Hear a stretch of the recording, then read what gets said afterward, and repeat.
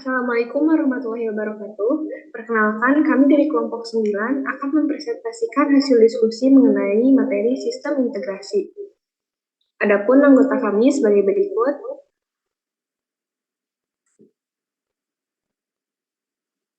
Yang pertama ada Muhammad Zainul Akbar dengan NIM belakang 104, yang kedua ada Bayu Wicaksono dengan NIM belakang 109, dan saya sendiri Putri Santika Rahmatul Zana dengan NIM belakang 124.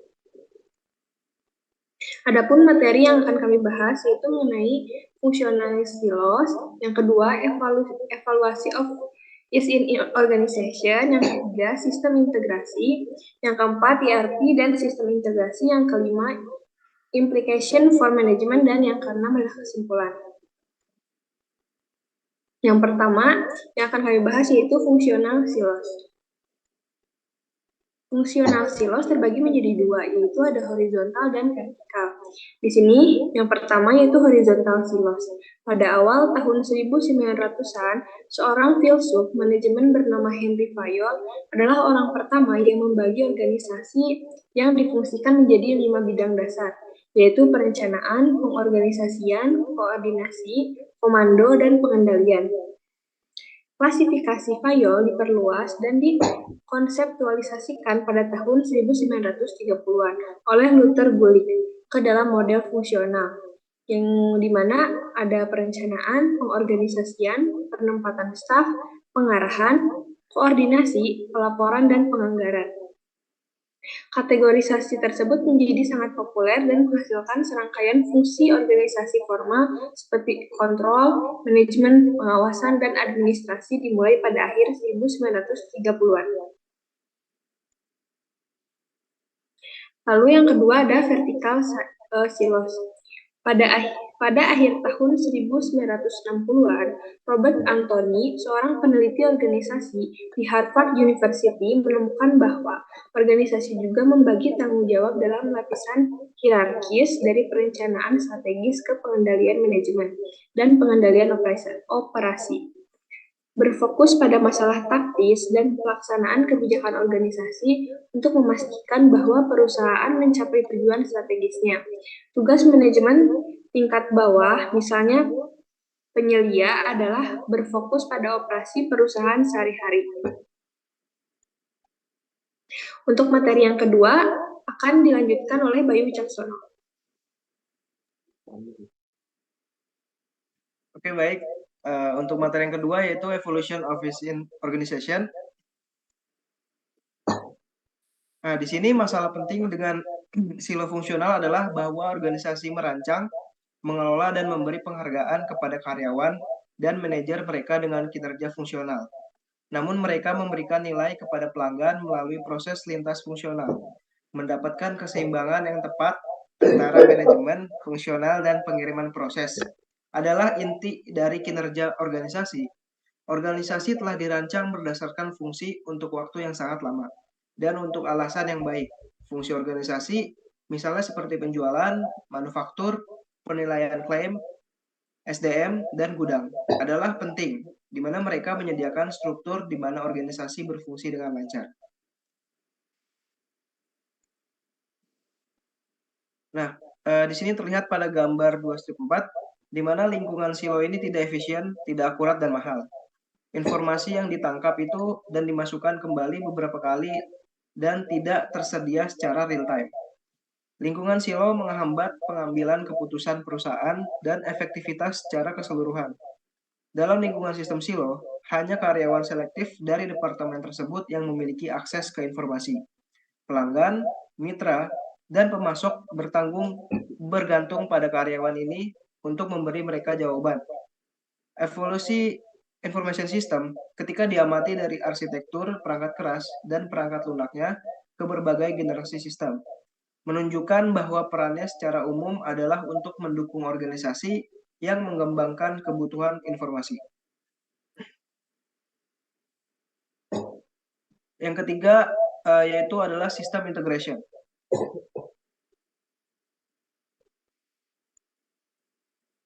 Nah, di sini ada langkah-langkah dalam mengintegrasikan sistem.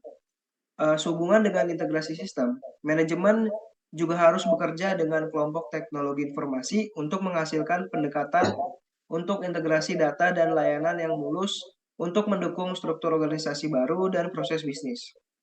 Di sini untuk langkah yang pertama yaitu masuk ke kategorisasi sumber daya, yaitu lakukan inventarisasi berbagai sumber daya perangkat keras dan perangkat lunak yang berfokus pada vendor, platform sistem operasi, arsitektur informasi sistem yang digunakan dalam sumber daya ini. Kemudian langkah yang kedua yaitu kepatuhan dan standar. Periksa apakah database dan teknologi lain yang digunakan dalam berbagai aplikasi mendukung standar seperti kepatuhan JDBC atau ODBC untuk database.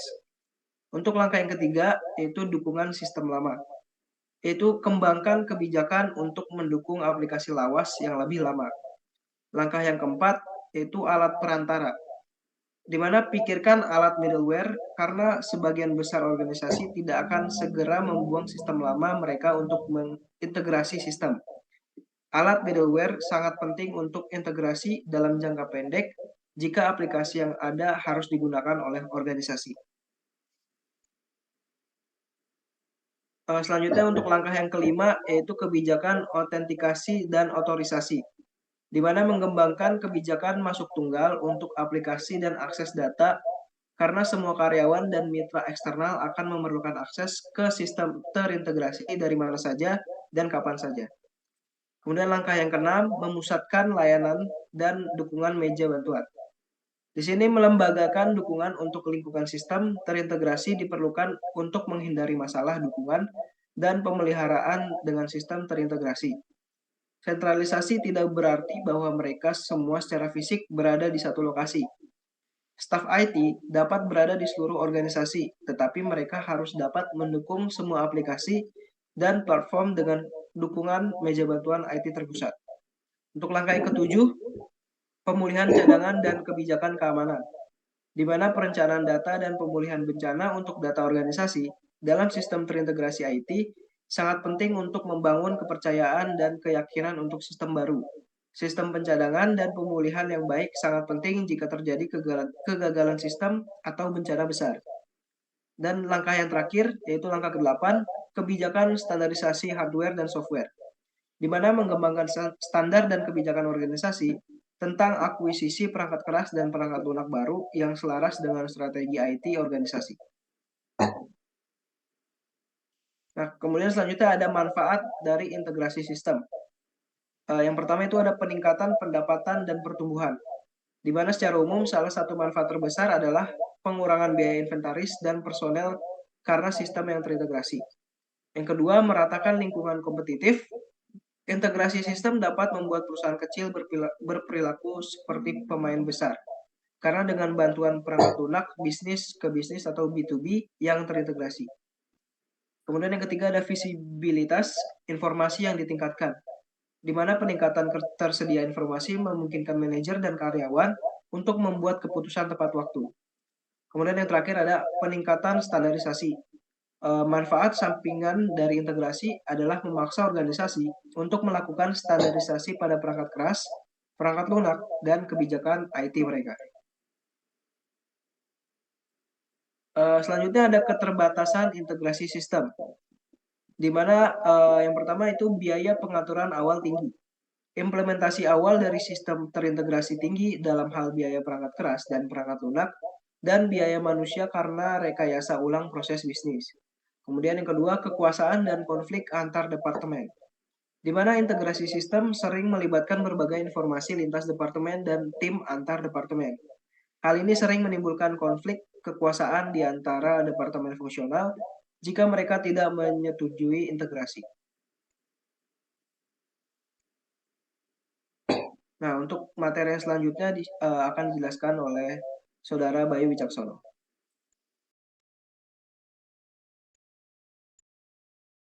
Baik, terima kasih. Yang selanjutnya yang keempat, ERP dari Air System Integration.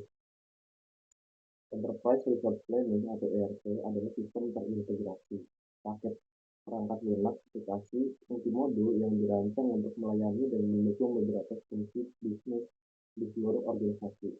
Sistem ERP adalah alat strategi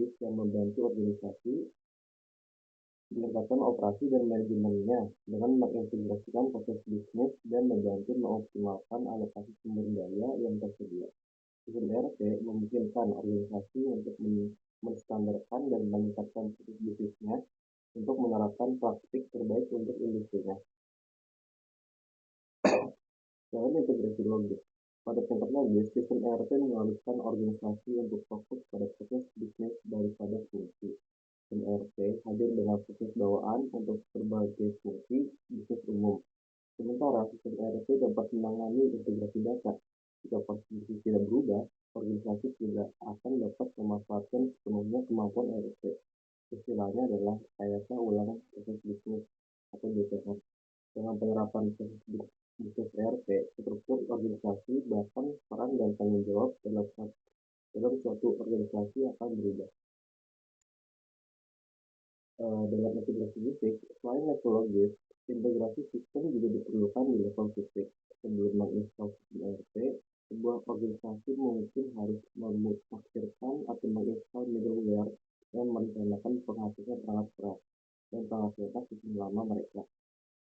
Integrasi juga diperlukan di tingkat 2, yaitu dengan mengubah semua sumber data menjadi satu database.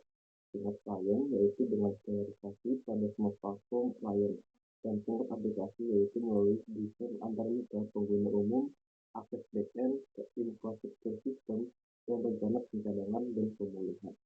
Oleh karena itu, sistem ERP telah menjadi aplikasi platform bagi organisasi untuk mencapai fleksibilitas dan fluiditas untuk bertahan hidup di dunia yang kompetitif secara global. Implementasi ERP yang baik meningkatkan efisiensi operasional dengan proses bisnis yang lebih baik dan berfokus pada tujuan organisasi daripada tujuan masing-masing departemen. Efisiensi juga ditingkatkan dengan alur tanpa kertas di dalam organisasi dan pertukaran data elektronik atau lingkungan perdagangan B2B dengan mitra eksternal. Yang kelima itu ada implication for management. Silo fungsi dapat memiliki banyak konsekuensi yang tidak diinginkan yang dapat membahayakan pertumbuhan organisasi dan positif kompetitif dan posisi kompetitif jangka panjang dalam industri. Beberapa implikasi untuk manajemen berdasarkan komentar di atas diikuti. Yang pertama ada sistem integration has many hidden benefits. Manajemen perlu memahami manfaat nyata dan tidak berwujud dari sistem terintegrasi. Organisasi harus mengubah proses dan kebijakan bisnisnya untuk memanfaatkan berbagai informasi yang lebih baik yang difasilitasi dengan sistem terintegrasi. Integration has many challenges. Ada tantangan dan biaya yang cukup besar dalam mengintegrasikan sistem teknologi, termasuk mengganti perangkat keras dan perangkat lunak lama dengan sistem yang lebih baru. Bekerjasama dengan konsultan TI dalam mengembangkan middleware untuk memfasilitasi integrasi tanpa batas atau kemacetan dalam integrasi data. Lalu ketiga adalah sistem integration raises many ethical issues. Untuk menghindari penggunaan informasi yang tidak etis, manajemen perlu mengembangkan kebijakan tentang penggunaan informasi secara etis serta menggunakan perangkat lunak dan perangkat keamanan yang tepat. Contohnya seperti firewall untuk mencegah, melacak, dan memantau akses dan penggunaan informasi. Dapat disebutkan dari materi ini, yang pertama, silo fungsional mengkategorikan tugas dan aktivitas organisasi ke dalam kelompok untuk meningkatkan efisiensi dan tanggung jawab pekerjaan dalam organisasi. Mereka umumnya diwakili sebagai departemen seperti akuntansi atau SDM. Masing-masing memiliki tujuan dan tanggung jawabnya sendiri. Ketika organisasi tumbuh dalam ukuran dan kompleksitas, mereka dibagi menjadi fungsi horizontal dan lapisan vertikal. Pengelompokan horizontal disebut divisi fungsional dan pengelompokan vertikal fungsi manajemen disebut hierarki manajemen. Sehingga dapat meningkatkan produktivitas, tetapi mereka sering mengarahkan karyawan untuk mencapai departemen. Tujuan umum daripada tujuan organisasi secara keseluruhan, hal ini dapat menimbulkan konflik antar departemen dan hilangnya keunggulan kompetitif bagi organisasi karena fokusnya bukan pada kebutuhan pelanggan. Karyawan dihargai dan terjadi berdasarkan pencapaian departemen daripada pencapaian organisasinya. Yang ketiga, tim ERP telah memainkan peran penting dalam integrasi sistem karena memang demikian. Lalu selanjutnya SI atau sistem informasi selalu berusaha mendukung kebutuhan organisasi karena pada awalnya SI dikembangkan untuk memenuhi kebutuhan berbagai area fungsional organisasi.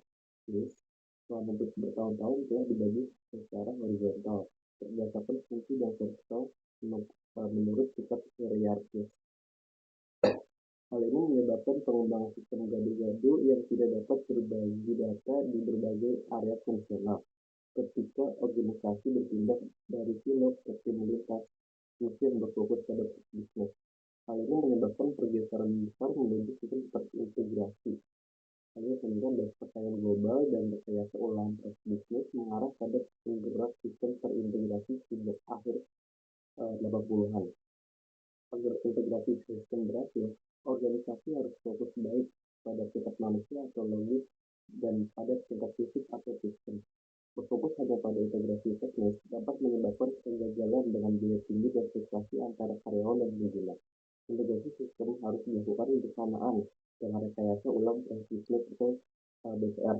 Ada banyak manfaat nyata dan jangka panjang serta kelemahan jangka pendek untuk mengintegrasikan sistem.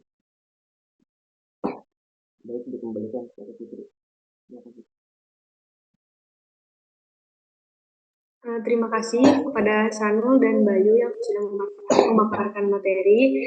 Cukup sekian presentasi dari kelompok kami. Mohon maaf bila ada salah kata. Terima kasih. Wassalamualaikum warahmatullahi wabarakatuh.